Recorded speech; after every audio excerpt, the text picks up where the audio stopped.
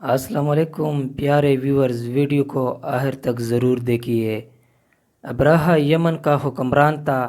اس نے یمن میں ایک عالیشان کلیسا تعمیر کر کے یمن کے لوگوں میں یہ اعلان کرا دیا کہ آئندہ کوئی شخص حج کے لیے مکہ مکرمہ نہ جائے اور اسی کلیسا کو بیت اللہ سمجھے۔ اس اعلان سے عرب کے لوگوں میں غم و غصے کی لہر دوڑ گئی۔ پھر ان میں سے کسی شخص نے رات کے وقت اس کلیسے میں جا کر گندگی پھیلا دی۔ ابراہہ کو جب یہ معلوم ہوا تو اس نے ایک بڑا لشکر تیار کر کے مکہ مکرمہ کا رخ کیا۔ راستے میں عرب کے کئی قبیلوں نے اسے روکنے کی کوشش کی، لیکن ابراہہ کے لشکر کے ہاتھوں انہیں شکست ہوئی۔ آخر کار یہ لشکر مکہ مکرمہ کے قریب ایک جگہ پہنچ گیا۔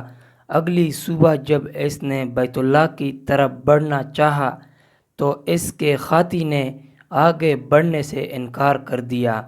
اسی وقت اس کی طرف سے عجیب و غریب قسم کے پرندوں کا ایک غول آیا اور لشکر پر چھا گیا۔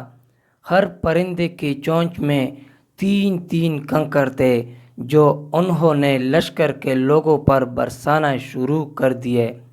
ان کنکروں نے لشکر کے لوگوں کے جسموں کو چیر کر رکھ دیا۔ یہ عذاب دیکھ کر سارے خاطی بھاگ کھڑے ہوئے۔ لشکر کے سپاہیوں میں سے کچھ وہی ہلاک ہو گئے اور کچھ جو بھاگ نکلے وہ راستے میں مر گئے۔ ابراہہ کے جسم میں ایسا زہر سریت کر گیا کہ اس کا ایک ایک جوڑ گل سڑ کر گرنے لگا۔